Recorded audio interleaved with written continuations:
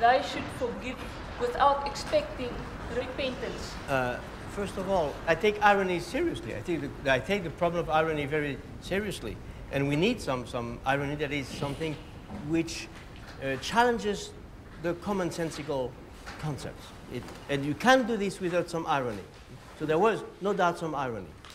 Now, of course, in this context, I understand your concern, and I share your concern.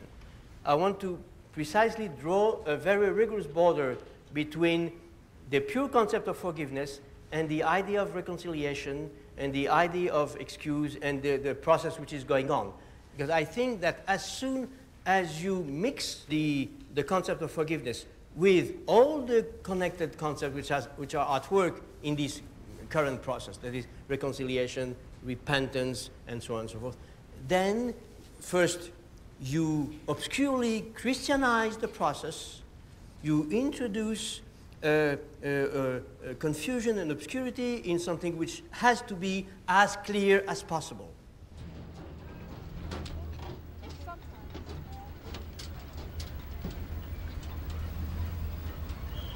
Donc le geste que je fais quand je parle de pardon pur et impossible est un autre geste. Alors, j'essaie de l'expliquer et de montrer que dans sa pureté, dans la pureté de son concept, un tel pardon devrait être impossible. Que d'ailleurs, on ne peut pardonner que l'impardonnable, que si on pardonne ce qui est pardonnable ou facilement pardonnable, on ne pardonne pas. Donc on doit pardonner ce qui est impardonnable et donc faire l'impossible. J'essaie de distinguer aussi entre la réconciliation et le pardon. Un pardon qui serait demandé ou qui serait accordé uniquement en vue de la réconciliation, c'est-à-dire avec une finalité déterminée, ne serait pas un pardon. Si je pardonne uniquement pour changer la situation, pour faire que, pour guérir ou pour que la plaie soit guérie, si je pardonne avec une intention en quelque sorte thérapeutique ou psychanalytique ou écologique, même pour faire que la santé revienne, que la société soit saine, que le rapport avec les autres soit sain, à ce moment-là, ça n'est plus un pardon, c'est un calcul.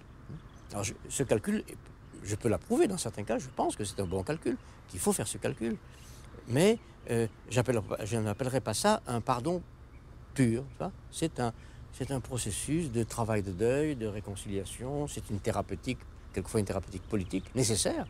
Moi, j'approuve les processus de réconciliation qui sont essayés un peu partout dans le monde aujourd'hui, en politique, un peu partout il y a de tels processus. Mais en tant que philosophe qui essaie d'être rigoureux avec ce qu'il dit, de comprendre ce qu'il dit et d'évaluer le sens des mots ou les implications des mots, je m'abstiendrai de parler de pardon pur dans ce cas-là.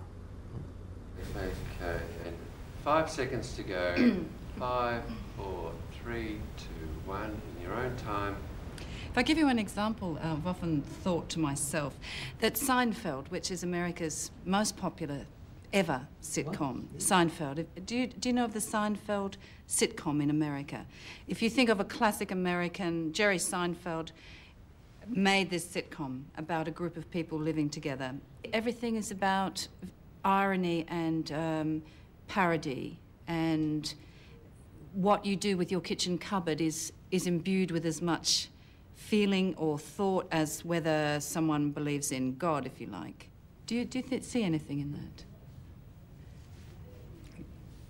Deconstruction, the way I understand it, doesn't produce any sitcom.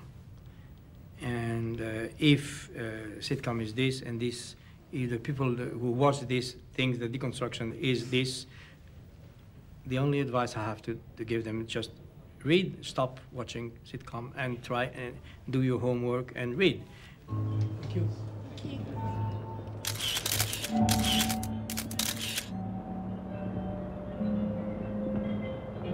It's not easy to improvise. It's the most difficult thing to do. Even when one improvises in front of a camera or a microphone, one ventriloquizes or leaves another to speak in one's place the schemas and languages that are already there.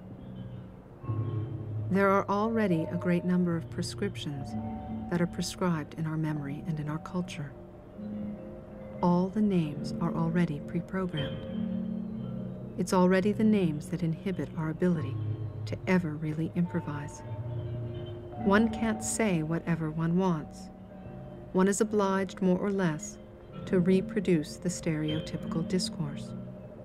And so I believe in improvisation. And I fight for improvisation. But always with the belief that it's impossible.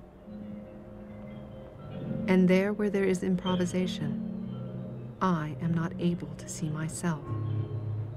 I am blind to myself. And it's what I will see. No, I won't see it. It's for others to see. The one who is improvised here, no, I won't ever see him.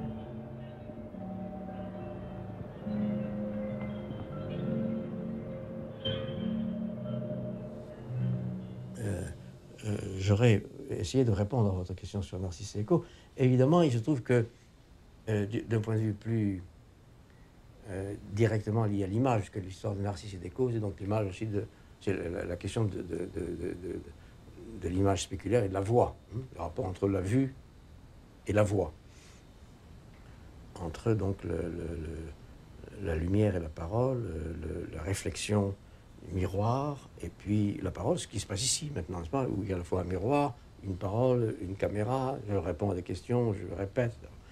Donc je suis Narcisse et Eco, là, dans une scène, tout seul. Je fais Narcisse et Eco, moi, tout seul.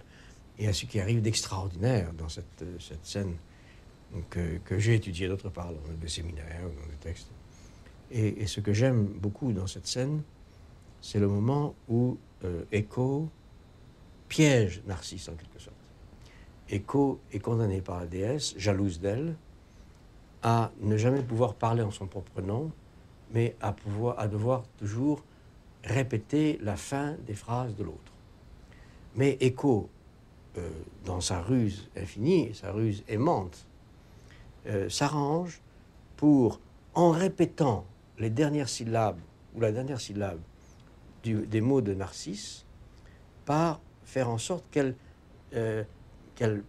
ces mots deviennent les siens à elle, qu'elle s'approprie en quelque sorte ce langage. En répétant le langage de l'autre, elle signe son propre amour. Et en répétant, elle lui répond. En répétant, elle lui correspond. Et elle parle en son propre nom, d'où une ruse extraordinaire, c'est de parler en son propre nom tout en répétant. Et toujours, comme toute parole, un aveuglement. Quand on parle, parler, ça n'est pas voir. Donc toute parole, d'une certaine manière, est aveugle. Et au fond, Eco aveuglément, mais très lucidement, correspond à Narcisse, et c'est une histoire d'amour, évidemment, correspond à Narcisse, qui lui-même s'aveugle, parce que quand Narcisse s'aperçoit, d'où la mort, s'aperçoit qu'il ne peut voir que lui-même, que c'est son image qu'il voit dans l'eau, ne voir que soi-même, c'est une forme d'aveuglement, ne voir rien d'autre, hein, ne voir rien d'autre, et c'est pourquoi Narcisse pleure, hein. Il pleure d'une certaine manière, et il meurt de ne voir rien d'autre que lui-même, c'est-à-dire d'être aveugle. Hein. Donc ce sont deux aveuglements. Eco et Narcisse sont deux aveugles qui s'aiment. Alors comment deux aveugles peuvent-ils s'aimer? C'est ça la question.